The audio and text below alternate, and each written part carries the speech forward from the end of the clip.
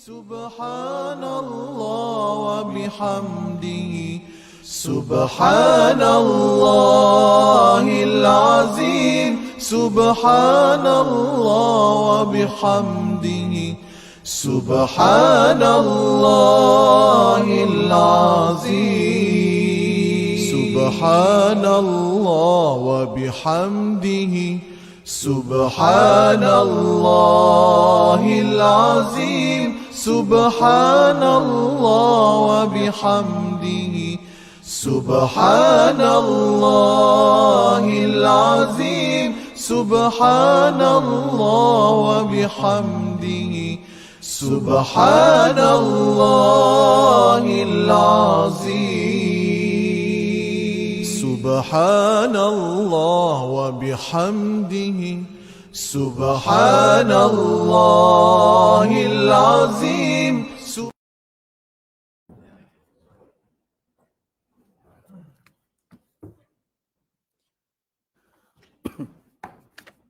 أعوذ بالله السميع العليم من الشيطان الرجيم بسم الله الرحمن الرحيم كذبت قوم لوط بالنذر إنا أرسلنا عليهم حاصبا إلا آل لوط نجيناهم بسحر نعمة من عندنا كذلك نجزي من شكر ولقد أنذرهم بطشتنا فتماروا بالنذر ولقد راودوه عن ضيفه فطمسنا أعينهم فذوقوا عذابي ونذر ولقد صبهم بكرة عذاب مستقر فذوقوا عذابي ونذر ولقد يسرنا القرآن للذكر فهل من مدكر ولقد جاء آل فرعون بالنذر ولقد جاء آل فرعون النذر كذبوا بآياتنا كلها فأخذناهم أخذ عزيز مقتدر صدق الله العظيم.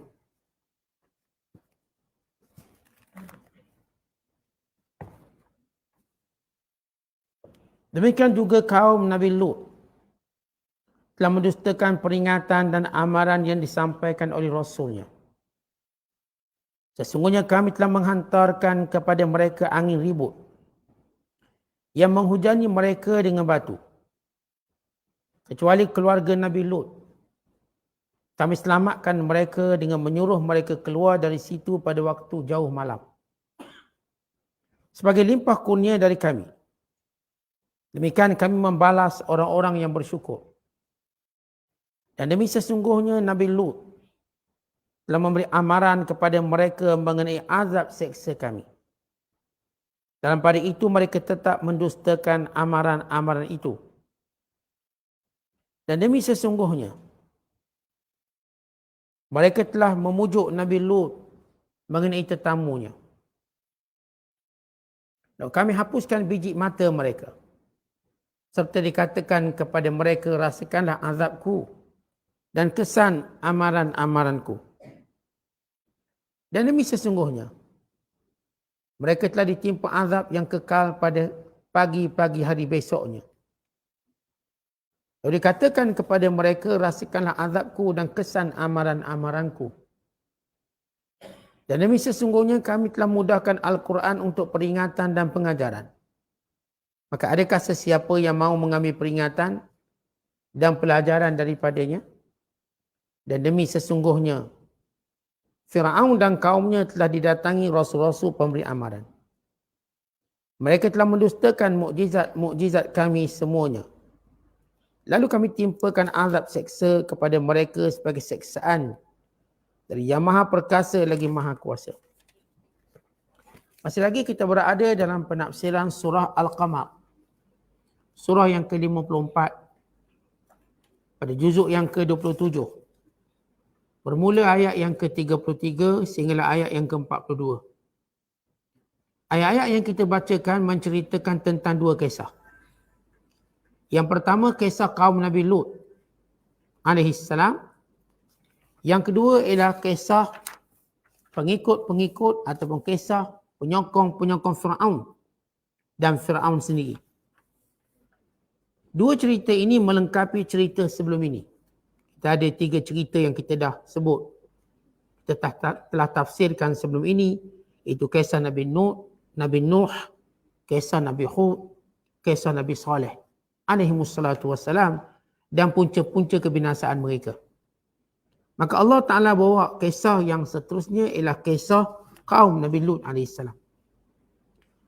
Bila Allah berfirman, kazzabat qaum Lutin bin nuzur, sesungguhnya kaum Nabi Lut mendustakan Rasul mereka dan menentang ajaran yang dibawa oleh Rasul mereka, mendustakan ayat-ayat peringatan Allah Ta'ala dan melakukan kejahatan dan keburukan yang tidak pernah dilakukan oleh mana-mana kaum sebelum ini. Bila kita membaca kisah kaum Nabi Lut, maka negeri yang dimaksudkan sebagaimana sepakat ahli sejarah ialah kota Sadum dan kota Amura. Dua kota yang terkenal ini yang menjadi tempat kelakuan yang paling aneh dalam dunia, iaitu golongan homoseksual dan lesbian. Yang pertama dalam sejarah dunia. Kita tahu bahawa Nabi Allah Lut AS, Allah berikan usianya sehinggalah 175 tahun. Antara Rasul yang juga panjang umur. Beliau adalah anak saudara Nabi Allah Ibrahim. Ketika mana Nabi Allah Ibrahim meninggalkan kota Babylon, maka Ibrahim AS bersama isterinya Sarah dan bersama anak saudaranya Lut, ketiga-tiga mereka ini menuju ke bumi Mesir. Dan di Mesir satu kejadian yang pernah kita ceritakan, isteri Nabi Allah Ibrahim diambil oleh Raja Mesir, iaitu Sarah. Tetapi dia tidak mampu melakukan apa-apa. Akhirnya dihadiahkan kepada Sarah atau Ibrahim dengan hadiah kambing yang banyak, serta harta yang lain, dan diberikan juga kepada Nabi Lut. Maka Nabi Ibrahim mengambil keputusan menetap di Filistin. Dan Nabi Allah Ibrahim menyuruh Nabi Lut bawa ternakan dia sekali yang dihadiahkan oleh Raja Mesir menuju ke kota Sadum dengan perintah Allah. Kota Sadum antara kota yang maju pada zaman itu. Kota yang kaya. Kota yang punyai keanehan yang tidak pernah berlaku pada kota-kota lain. Di mana Nabi Allah Lut AS pergi ke kota tersebut dan berkahwin dengan orang sana, dikahwin. Namun isterinya tidak sebagaimana diharapkan. Tetapi Allah Ta'ala tidak memerintahkan Nabi Lut menceraikan isterinya. Bahkan bersabar atas kejahatan isterinya. Kerana isterinya walaupun bukanlah golongan lesbian, tetapi dia adalah pembekal maklumat kepada kaumnya untuk menentang Nabi Lut AS. Dan beliau juga orang yang menyembelihi kaum dia berbanding menyembelihi suaminya Nabi Lut. Walaupun beliau isteri Nabi. Dan bahkan isteri Nabi Lut ini juga dapat melihat malaikat. Namun kesemuanya itu tidak memberi manfaat. Tidak memberi manfaat dan faedah. Bila Allah Ta'ala tidak memberi hidayah kepadanya. Supaya kita tahu hidayah satu nilai yang tinggi. Cukup pengajaran isteri Nabi Lut yang merupakan isteri Nabi Lut. Bahkan tengok malaikat. Jibril, Mikail, Israfil. Tengok malaikat. Malaikat datang rumah. Tapi belum tentu satu jaminan dapat hidayah. Belum tentu. Bahkan lebih teruk kekufurannya. Maka ini secara ringkas latar belakang keluarga Nabi Lut AS. Baik, Nabi Lut berhadapan dengan kaum yang melakukan amalan-amalan yang terkutuk. Dalam masalah homoseks dan lesbian. Dalam menyembah berhala. Mereka menyembah berhala yang banyak. Bahkan mereka suka merompak. Taqta'una sabil, merompak. Dan siapa pun yang datang ke negeri mereka, di kalangan orang luar, maka akan dirompak. Dan cara mereka merompaknya agak unik. Mereka rompak ramai-ramai, satu negeri rompak. Maksudnya, bukan perompak dan negeri itu 5-6 orang. Dia negeri itu semua perompak. Dia begitu prejudis dengan orang luar. Mereka datang dalam mengambil barang-barang yang dibawa oleh pedagang sehingga habis. Kemudian datang sebahagian mereka, pulangkan. Kononnya nak pulangkan. Tapi sikit lah. Dan pedagang ni bila tengok sikit pun tak nak. Seorang dua cuba olok-olok pulangkan. Untuk menyembunyikan kejahatan menyeluruh mereka. Itu cara mereka merompak. Di samping penentangan mereka kepada Nabi Lut supaya mengajak mereka beriman kepada Allah Subhanahu Wa Taala. Bila Allah menyatakan sebagaimana telah kaum Nabi Nuh, kaum Ad, kaum Samud, demikian juga kaum Lut. Kadzabat kaum Lut, telah mendustakan kaum Lut bin nuzur dengan segala amaran-amaran dan peringatan. Dengan rasul-rasul yang diutuskan. Inna arsalna alaihim hasiba. Dek kerana itu, kami binasakan mereka dengan hasiba. Apa maksud hasiba? Hujan daripada batu. Hasiba artinya satu batu sebesar kelingking. Di mana Allah Ta'ala menghancurkan kaum Nabi Lut. Dengan cara mengangkat bumi sehingga ke tempat yang paling tinggi sekali. Kemudian menterbalikkannya, menghempasnya ke bawah, diikuti hujan daripada batu-batu neraka atau disebut hasibah. Sebagai balasan mereka. Allah Ta'ala menceritakan dahulu tentang bagaimana mereka dimusnahkan secara ringkas. Sesungguhnya kami telah hancurkan mereka dengan hujan daripada batu-batu daripada api neraka. Illa ala Lut, melainkan keluarga Nabi Lut. Yang dimaksudkan keluarga Nabi Lut ialah Nabi Lut AS dan dua orang anak perempuannya. Kerana Nabi Lut waktu mana dia berdakwah tak ada seorang pun yang beriman dengan dia. Melainkan dua orang anak perempuan. Begitu cabaran dakwah. Bayangkan, kita ni kalau kuliah tak ada orang dengar tu okey lagi. Okey lagi. Ini Nabi. Berdakwah kepada kota Sadum, seorang pun tak nak beriman. Seorang pun tak nak. Termasuk isteri dia. Yang beriman cuma dua orang anak perempuannya. Maka Allah turunkan ayat hijab bagi membezakan anak perempuan dengan perempuan yang lain. Isterinya tak nak berhijab. Kedua anak perempuannya berhijab. Membezakan. Sebab yang perempuan lain semua perempuan jalang, teruk. Anak Nabi Lut perempuan yang baik, yang solihah. Maka mereka berhijab. Supaya kita hijab ni bukan zaman kita. Semenjak zaman Nabi-Nabi dulu hijab. Hijab ialah kemuliaan. Kemuliaan orang-orang yang beriman. Kemana orang kafir menempelak ataupun cuba menolak hijab. Dia kata kenapa orang Islam tutup pakai tudung, tutup aurat. Kenapa tak tunjuk je rambut macam kami, tunjuk kecantikan. Lalu seorang ulama menjawab. Apakah maksud bila kecantikan maka boleh dibuka? Ya. Baik, kenapa kamu tak buka dada-dada kamu? Perempuan-perempuan tak buka dada sekali. Sebab masalah kan orang kafir dia tutup atas, tutup bawah sikit. Maka dia tanya, yang ditutup tu kenapa? Itu kan cantik juga. Oh itu kemuliaan. Kemuliaan. Sebab tu kita orang tutup. Orang Islam kemuliaannya bermula daripada atas kepala lagi. Sampai bawah kaki. Kamu ni kalau bahasa saya pakai sejuring-sejuring je. Maksudnya sikit-sikit. Sini sikit tu je boleh. Itu tutup. Orang Islam kemuliaan tutup dari atas sampai bawah. Kerana nilai aurat dalam Islam. Maka hijab ialah perintah yang sekian lama.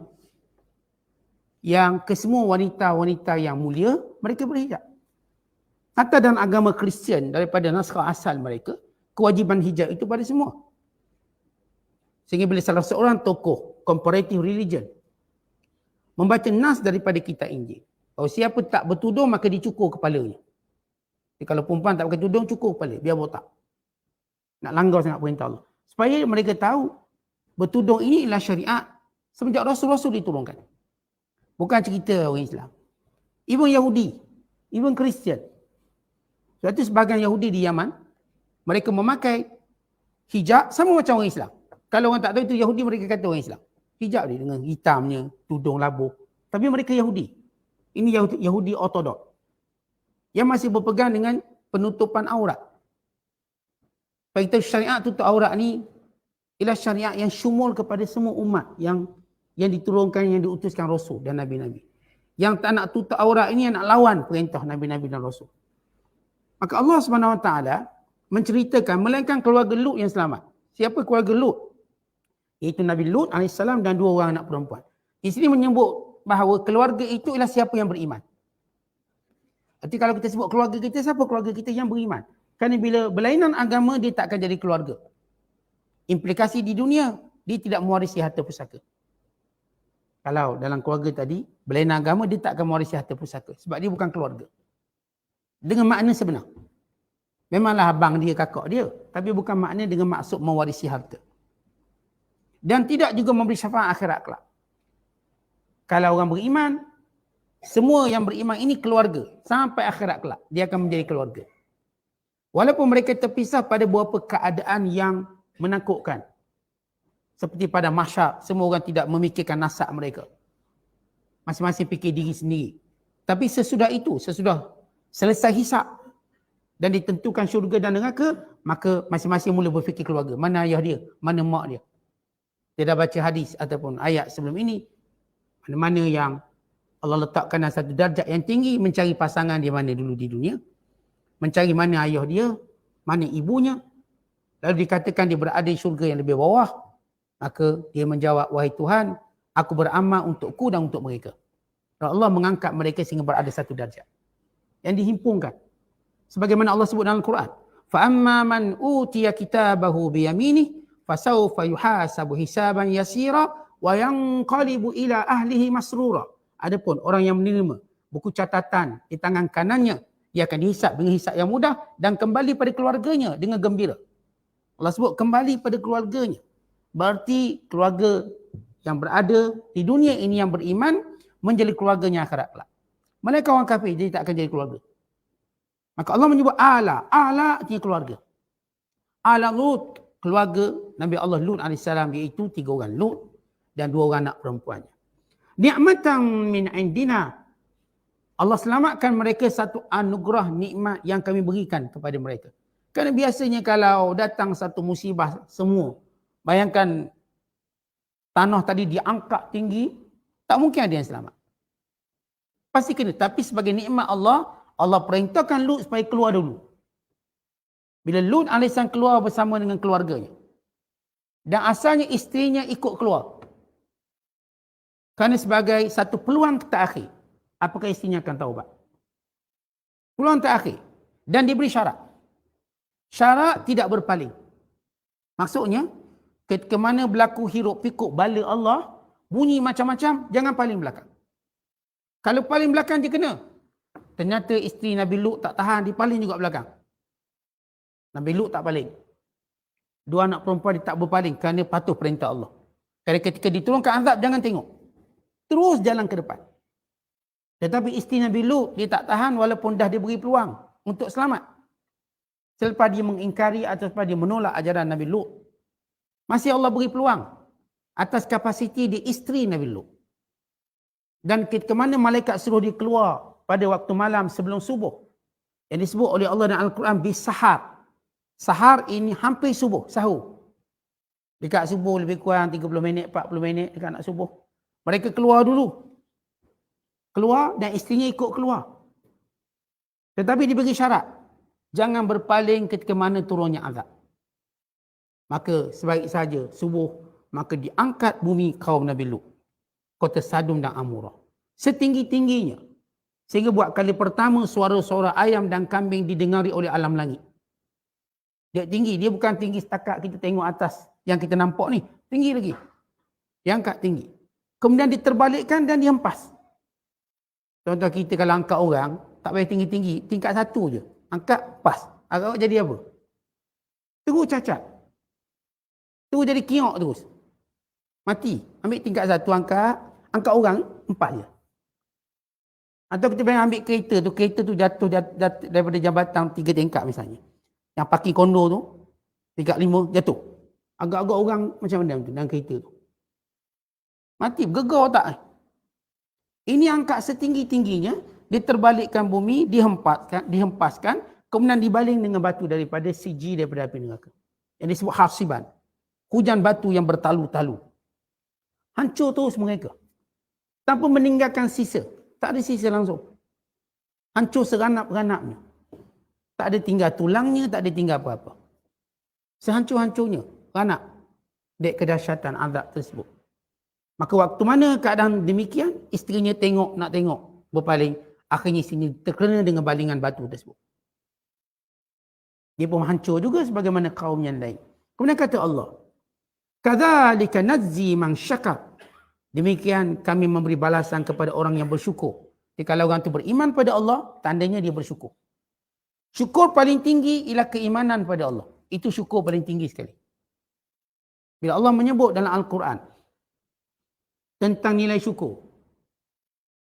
Wa ma Muhammadun illa rasul qad khalat min qablihi rusul afa imma ta'aw kutilan qalabtum ala aqabikum wa man yanqalib ala aqibai falan yadurrallaha syai'a wa sayajzillahu syakirin. Allah berfirman, bukanlah Muhammad itu melainkan hanya seorang rasul.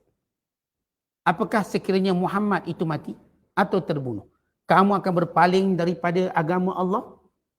Siapa yang berpaling daripada agama Allah, dia tidak memberi mudarat sesuatu pun pada Allah. Allah akan memberi balasan pada yang bersyukur.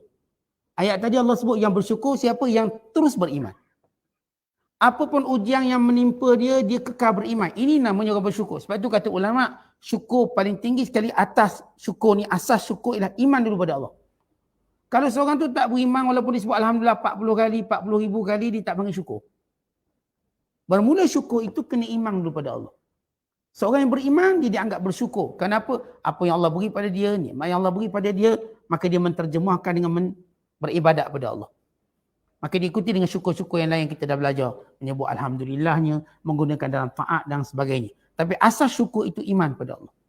Bagaimana kita baca ayat dalam surah Ali Imran tadi. Kemudian kata Allah, وَلَقَدْ أَنْذَرَهُمْ بَطْشَتَنَا فَتَمَارَوْا بِالنُّذُرِ. Sesungguhnya kami telah memberi amaran berkali-kali tentang azab yang akan menimpa mereka. Fatamarau, tetapi mereka ini menentang, mengejek, mengolok-ngolokkan amaran yang Allah berikan pada mereka. Baik, pertama Allah Ta'ala cerita tentang kaum Lut dan bagaimana mereka dibinasakan.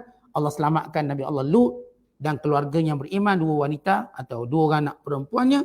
Kemudian Allah Ta'ala menyebut siapa pun yang bersyukur, maka antara balasan Allah, Allah akan selamatkan dia daripada musibah. Sebagaimana diselamatkan Nabi Allah Lut AS. Kemudian Allah Ta'ala baru cerita tentang kaum ini. Apa cerita kaum ini? Kaum ini sebelum cerita mereka dimusnahkan, telah diberi ingatan berkali-kali. Allah Ta'ala tidak akan memusnahkan satu kaum melainkan telah dihantar Rasul. Dan tidak akan dimusnahkan selagi mana Rasul itu terus berada di situ untuk berdakwah. Dan sekiranya Rasul itu keluar daripada kampung dan negeri tersebut, sekiranya kaum negeri tadi beristighfar pada Allah, maka dia akan diselamatkan juga. Tapi kalau tidak, maka akan dimusnahkan. Semua negeri yang rasul-rasul sesudah memberi amaran puluhan tahun, even ratus tahun, lalu tidak dipedulikan dan memperolok serta mempersendakannya, maka rasul-rasul ini diperintahkan untuk keluar. Maka Allah tunjuk alamat kehancuran. Kalau mereka istighfar, mungkin mereka diselamatkan sebagaimana berlaku pada kaum Nabi Yunus. Satu-satu kaum yang terselamat bila Rasulnya keluar ialah kaum Nabi Yunus AS. Ini kerana kaum Nabi Yunus, waktu Nabi Yunus keluar, lalu mereka tengok tanda-tanda kebinasaan, mereka mula yakin, lalu mereka beristighfar. Keluar semua, lelakinya, perempuannya, kanak-kanaknya. Mereka keluarkan semua binatang ternakan. Mereka merayu, mereka berdoa pada Allah supaya dipulangkan Nabi Yunus. Mereka beriman. Dan jumlah mereka Allah sebut dalam Quran 100,000 orang. Au yazidun atau lebih sikit. Sehingga berakhir dengan Nabi Yunus pulang ke kampung dia, atau disebut kampung Tinawi di Iraq. Dan kembali menerima Nabi Yunus AS. Dan mereka hidup dengan aman dalam keadaan ketaatan pada Allah. Tetapi kaum lain semua bila Nabi mereka keluar dibinasakan. Termasuk kaum Nabi Lut. Kaum Nabi Lut bila Nabi Allah Lut keluar, sudah berdakwah ratusan tahun. Puluhan tahun dan ratusan tahun berdakwah. Lalu amarannya dipersendakan. Walaqad rawaduhu an dhaifihi. Dan Allah cerita momen sebelum dihancurkan. Kalau kita hari ni 3 jam sebelum hancur, 3 jam sebelum hancur. Ini momen sebelum dihancur ni. Apa cerita momen terakhir sebelum dihancur? Ceritanya bila mana 3 orang tetamu yang tak diketahui statusnya, yang merupakan malaikat, iaitu Jibril AS, Mikail dan Israfil. Ketiga-tiga malaikat ini mula-mula mengunjungi Nabi Ibrahim AS. Mengunjungi Nabi Ibrahim untuk membawa khabar gembira dengan kelahiran Nabi Ishak. Oh, isterinya Sarah akan mengandung. Kemudian memberitahu bahawa mereka datang untuk memusnahkan kaum Nabi Lut. Lalu Nabi Ibrahim berkata, wahai malaikat, sedangkan Nabi Lut kan ada kat situ. Kalau nak musnah negara itu, habislah Nabi Lut. Lalu kata malaikat, kami tahu siapa yang beriman di kalangan mereka. Yang ini kami akan selamatkan. Dan ketiga-tiga malaikat mula bergerak daripada rumah Nabi Allah Ibrahim. Bertamu di rumah Nabi Lut alaihissalam. Ketika mana dia mula masuk negeri, maka dia perasan oleh anak perempuan Nabi Lut. Maka anak perempuan Nabi Lut bimbang, lelaki ini akan dia apa-apakan. Kerana menjadi kebiasaan kaum ni, nampak orang luar masuk kena. Kalau lawa dia perkosa, jantan kena perkosa. Dulu jantan tak selamat, sekarang ni pun bahaya juga, tak selamat juga sekarang. Di negeri tertentu. Negeri kita alhamdulillah, negeri tertentu yang amalkan homoseks, lesbian, bahaya. Maka bimbang keadaan tersebut, anak Nabi Lut mengajak lelaki ini datang ke rumah dia. Dan memang ketiga lelaki ini atau malaikat nak datang ke rumah Nabi Lut AS. Maka masuk. Lalu mereka berbicara dengan Nabi Lut. Dan isterinya boleh tengok tiga lelaki yang cantik datang. Sebab malaikat datang menyerupai lelaki-lelaki yang cantik. Kalau kita lihat dari sudut tasyakulat penyerupaan malaikat. Malaikat kalau nak jumpa pada Nabi, dia akan serupakan manusia. Dan manusia yang diserupa ialah lelaki, bukan perempuan. Malaikat tak pernah berupa perempuan. Tapi bukan maksud malaikat tu lelaki. Malaikat bukan lelaki, bukan perempuan. Tetapi gambaran membawa urusan itu layak bagi lelaki. Urusan kan lelaki. Sampai kita pun sekarang, secara fitrah, bila benda-benda bahaya, kita suruh lelaki lah. Kita takkan suruh perempuan.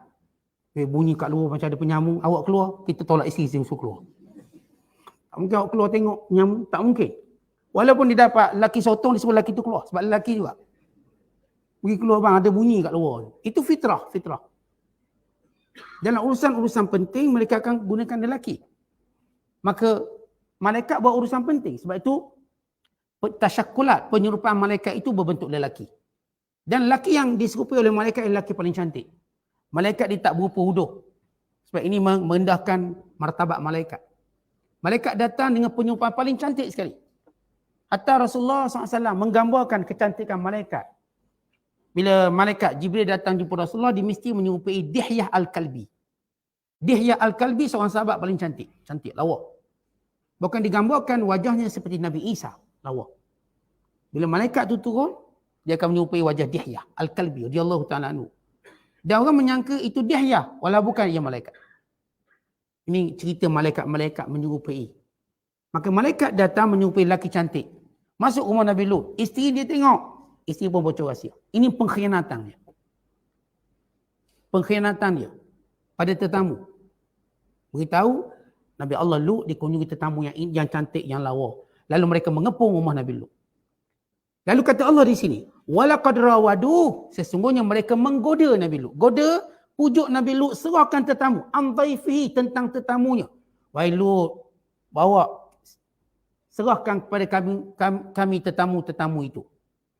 Lalu kata Nabi Lut, wahai kaumku, ini anak-anak perempuanku, kahwin anak perempuanku. Lalu mereka berkata, wahai Lut, kamu tahu kami ni tak bernafsu dengan anak perempuan. Kami bernafsu dengan lelaki. Kami nak. Tetap sampai peringkat, ni cerita golongan homoseks lesbian. Mereka ni ada negara. Artinya, kalau hari ni geng-geng lesbian, mereka belum ada negara. Walaupun dah ada ahli parlimen, dah ada. Walaupun mereka dah ada yang jadi senator. Walaupun di kalangan mereka dah yang ada jadi governor. Di kalangan mereka dah ada yang pegang syarikat besar. Atau Shell, di antara syarikat yang menaja LGBT. Siapa yang bila mana-mana orang yang ditaja oleh Shell, kalau dia kritik LGBT, ditarik tajaan sponsor. Banyak syarikat-syarikat besar menyokong LGBT. Dengan pengaruh dalamannya. Bahkan di Rumah Putih dah ada jurucakap di kalangan LGBT. Golongan lesbian. Suara mereka begitu kuat. Nike, Puma dan semua ini penaja-penaja sponsor dalam sukan. Kalau kritik masalah lesbian, ditarik tajaan. Nasib saya tak ditaja siapa-siapa. Boleh cakap. Tidak tarik tajaan ni. Tajaan ditarik. Walaupun orang tu hebat, disebut sikit bab tu, ditarik. Jangan sebut. Melainkan dengan cara baik. Ini dahulu mereka ada negara. Lagi kuat. Bukan orang yang tidak mau mengamalkannya dianggap salah, jenayah. Yang tak buat cuma Nabi Lut. Dan 2 anak perempuan dia. Dan isterinya. Dia tak buat tapi khianat. Mana dalam negeri tu 4 orang dia tak terlibat. Yang lain semua terlibat. Tuan-tuan bayangkan kekuatan golongan itu satu ketika dahulu. Kuat. Sehingga mereka mengancam Nabi Lut dengan 2 ancaman. Pertama halau. Yang kedua rejam. Nanti kami pakat baling batu kan. Akhir sekali mereka kena baling batu. Itu kata-kata mereka. Akhrijuhum min qaryatikum. Innahum unasun yatatahharun. Keluarkan Nabi Lut dengan keluarganya daripada kampung kamu. Ni orang suci ni. Mereka namakan ni geng-geng kalau hari ni geng-geng lebay. Lebay. Geng-geng lebay, geng-geng warak. Mereka keluarkan geng-geng lebay ni. Geng-geng lebay ni bukan boleh duduk sini. Itu kata kaum Nabi Lut kepada Nabi Allah Lut AS dan juga kedua anak perempuannya yang beriman pada Allah yang tidak mengamalkan perbuatan mereka. Lalu mereka pun merayu Nabi Lut supaya serahkan tetamu. Sebagaimana Allah sebut di sini, walaqad rawaduhu an dhaifihi fatamasna a'yunahum. Lalu kami hilangkan pandangan mereka. Jibril AS ketika mana mereka nak ikhtiham, maksudnya nak ceroboh rumah Nabi Lut. Nabi Lut berpaling pada tetamu ni. Dia kata sesungguhnya aku tidak mampu untuk mempertahankan kamu semua. Kalau aku ada suatu ketahanan keluarga besar. Dan satu penafsiran kata ulama, kalau kamu ni tetamu datang ramai sikit, bolehlah kita pakat lawan. Ni datang 3 orang. Tak mungkin dapat lawan satu negeri ni. Lalu malaikat ni buat mengaku, wahai Lut, mereka tidak mungkin menyentuh kami. Kami ialah malaikat. Orang mereka mendedahkan identiti mereka. Kami adalah malaikat. Yang datang untuk beritahu pada kamu, yang pertama kami akan musnahkan kaum kamu. Yang kedua menyelamatkan kamu. Dan kamu kena keluar sebelum subuh. Alaysa subuh biqarib, bukankah subuh dah hampir? Artinya waktu sahur dah. Artinya sedang bercakap, sedang berdialog dengan kaumnya. Nabi Lut menggunakan pelbagai cara untuk menjaga tetamu dia. Sehingga sampai peringkat mereka mengancam, mereka mengepung. Akhirnya mereka ikhtiham, yang ini menceroboh. Waktu menceroboh, maka Nabi Allah Lut tak boleh buat apa dah. Lalu malaikat Jibril AS mengebaskan sayapnya. Maka Allah sebut di sini, kesan kebasan tadi. Fatamasna. Lalu kami hilangkan a'yunahum, pandangan mereka. Setengah ulama kata maksud fatamasna a'yunahum, mata mereka ni hilang, tak ada mata. Tamas. Ada kata maksudnya mereka ni ada mata tapi tak dapat lihat. Tak nampak Nabi Lut, tak nampak malaikat, tak nampak, kosong. Sambil mulut mereka masih mengomel-ngomel berkata, kami akan datang lagi pagi esok. Pagi-pagi kami datang. Seolah mereka menyangka, malam kamu boleh hilang, kami tak nampak kamu. Esok pagi kami akan datang lagi. Ada ulama menyatakan maksud di sini fatamasna, mereka benar-benar buta. Lalu mereka meraba-raba memegang dinding-dinding yang masih ada. Sambil mereka belum insaf lagi. Tetap nak buat juga. Lalu kata Allah, fadhuku azabi wa nudhur. Maka rasakan azabku dan juga amaranku. Walaqad sabbahahum bukratan azabun mustaqid. Sesungguhnya mereka digemparkan dengan azab Allah pada waktu awal pagi. Sebaik saja subuh. Maka mula diangkat bumi tersebut. Bumi Sadum dan bumi Amura.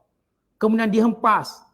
Kemudian dikatakan kepada mereka, fadhuku azabi wa nudhur. Rasakan azabku dan bagaimana amaran-amaranku.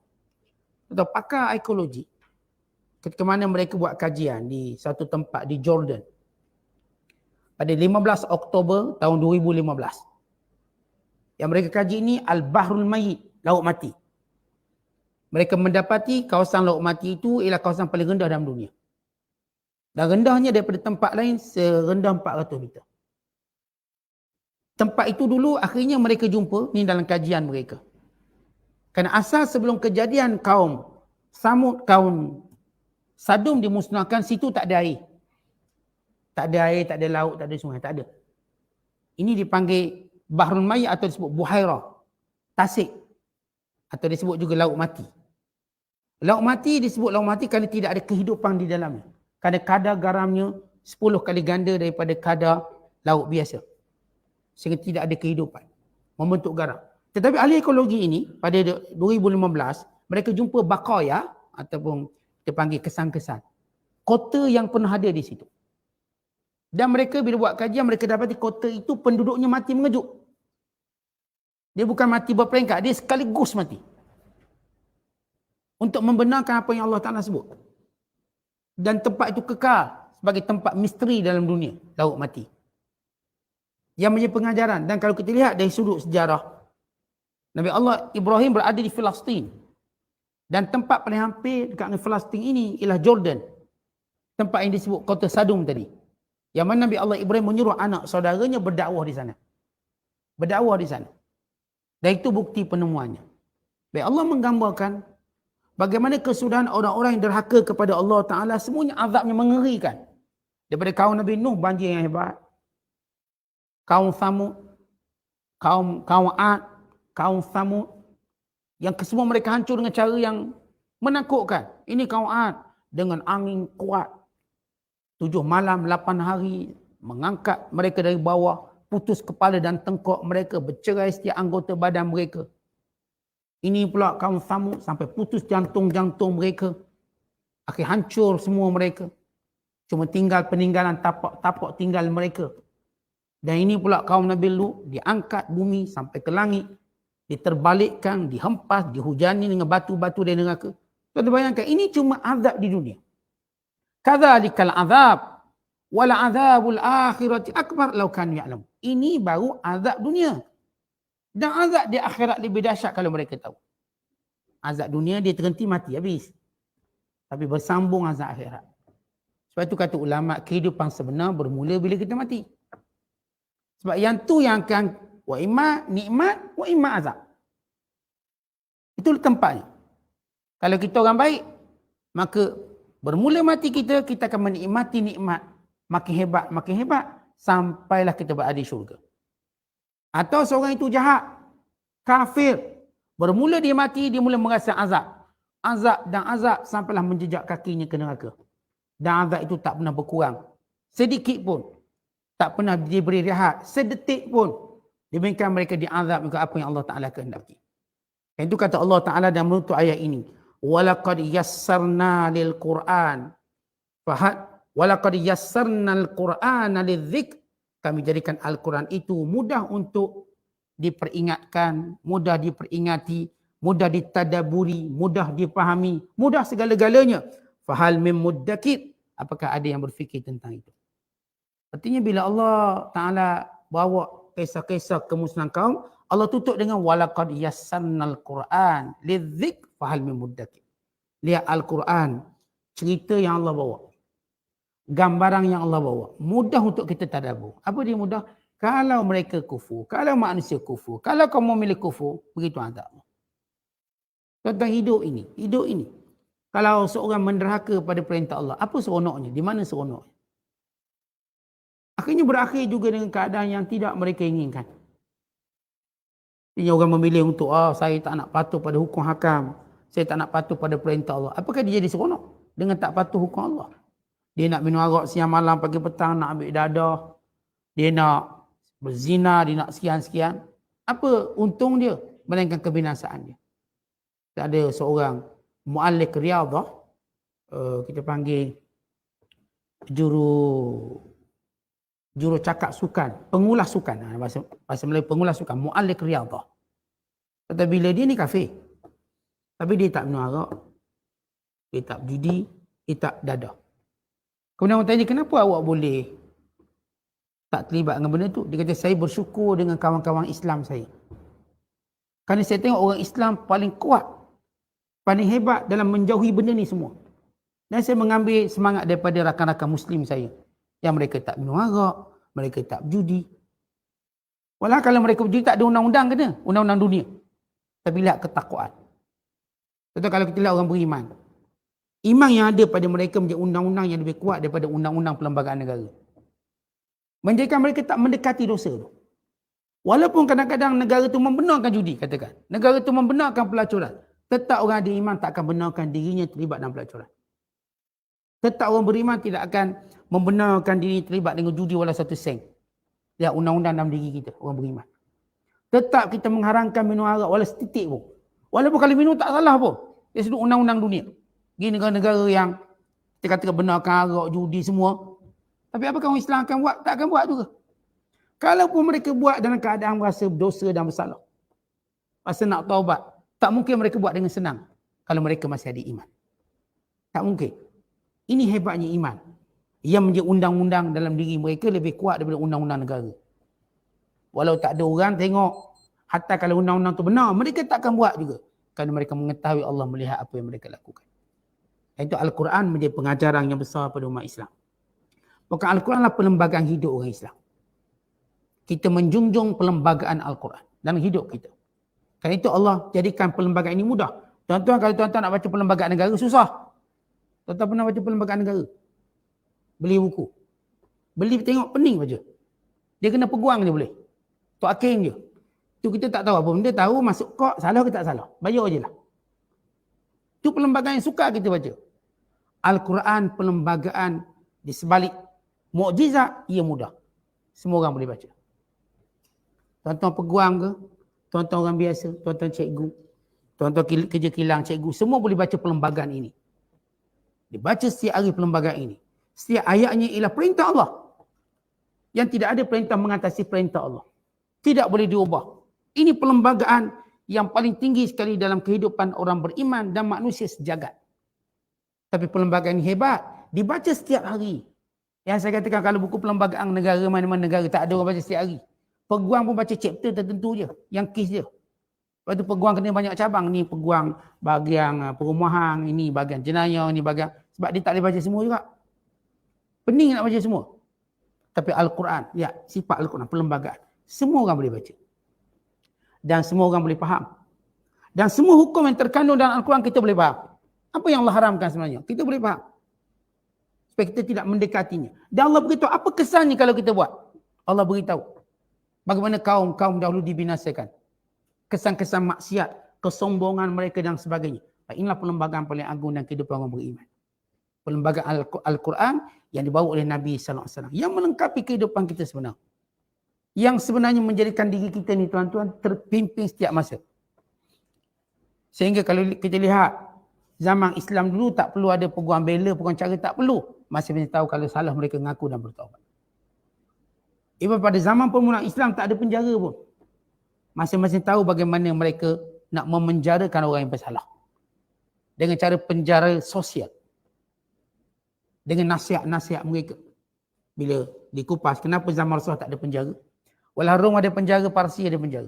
Rasulullah tak buat penjara. Kalau ada orang salah, Nabi ikat kat masjid. Tambak kat masjid. Tak kira orang tu Islam ke orang kafir. Sumamah bin Usal, Nabi tangkap dia, tambak kat masjid, ikat kat masjid. Tak ada penjara. Sebab dia tengok orang Islam solat, yang akhirnya dia beriman. Kata ulama, zaman Rasulullah tak ada penjara. Ketika mana Rom dan Parsi ada penjara. Bukan diperuntukkan besar untuk penjara. Kerana semua masyarakat, bila seorang buat salah, semua akan nasihat dia. Cukuplah masyarakat tu dia penjara dia. Dia nasihat. Oh, awak buat salah semalam tak datang masjid. Dia ni beritahu. Malam kenapa tak datang? Yang ni tegur, yang ni tegur. Dan sekali jadi macam peringatan yang bertalu-talu menyebabkan mereka jadi malu. Lalu mereka tidak lagi meninggalkan perkara tersebut. Yang ni kalau buat salah, yang ni tegur, yang ni tegur. Sehingga kata Khalid Al-Walid, kalau kami salah, kami akan ditegur selama 7 hari. Dan 7 hari itu jangan anggap kalau orang jumpa kita diam. 7 hari betul-betul orang nasihat. Nasihat. Sehingga semua jadi baik. Dia pengajaran tersebut. Ini hebatnya zaman Nabi SAW dengan tarbiyah nasihat. Yang lebih hebat daripada penjara. Ya, semua fungsi penjara ni nak menjadi suatu halangan untuk orang ulang balik. Tapi apa yang kita tengok penjara ni, orang ulang balik masuk penjara. Bukan dia tak ulang buat jahat tu. Dia ulang masuk penjara. Ulang. Maksudnya pengisiannya kurang berjaya. Walaupun kita tak nafi memang dia ada buat pengisian. Tapi dia tak cukup kuat untuk menjadikan orang tu benci pada penjara. Tapi dalam zaman Nabi SAW, bila orang tu buat salah dengan nasihat masyarakat. Sebab itu Rasulullah sebut satu benda. Ad-dinun nasihah. Agama itu nasihat. Maka semua orang melihat orang, dia nak beri nasihat. Kita boleh tengok orang, kita cenderung beri nasihat. Itu tanda orang beriman yang baik. Tanda orang beriman yang baik ini, dia tengok kawan dia nak beri nasihat. Dan orang beriman baik yang lain pula, dia pun suka dengan nasihat. Nasihat lah, saya suka dengan nasihat. Tapi kita berada pada zaman orang suka buka aib, bukan nasihat. Suka aibkan kita. Bukan nasihat kita. Dan kita pula mencari balik aib dia. Akhirnya zaman ini zaman aib mengaib. Bukan nasihat menasihat. Maka kita telah memilih watak munafik. Watak orang beriman menasihat dan menutup kesilapan saudara. Watak munafik mengherdik dan mengwarwakan, memviralkan kesalahan saudaranya. Itu dua watak berbeza. Beriman dan munafik. Orang beriman, nasihat dan tutup. Orang munafik, dia akan herdik dan buka. Maksudnya viral. Boleh viral. Agak-agak kedai ni kalau masak masin sikit, viral kedai ni masak masin. Jangan pergi lagi. Baru sekali tertumpah garang. Dah viral lah. Kuasa viral. Siang pakcik tu. Baru nak belajar masak. Dah kena viral sebab masak masin sangat. Cara orang hari ni, dia tak puas hati sikit, viral. Nampak kotor sikit, viral. Pada hari tu kotor tak menyapu.